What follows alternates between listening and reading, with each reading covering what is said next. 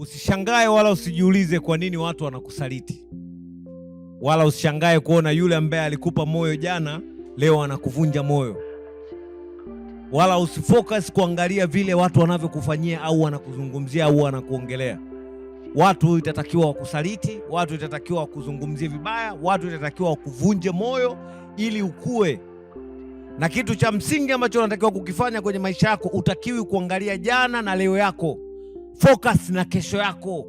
Watu wengi wanafeli kwenye maisha kwa sababu wamekuwa wakijali na kuzingatia kuhusiana na wale watu ambao wamewasaliti. Kuna mambo ambayo unatakiwa uyaache yawe kama yalivyo. Kuna watu wanatakiwa kusaliti, kuna watu wanatakiwa kukatae, kuna watu wanatakiwa kuache ili maisha yako yazidi kuwa mazuri zaidi yalivyokuwa.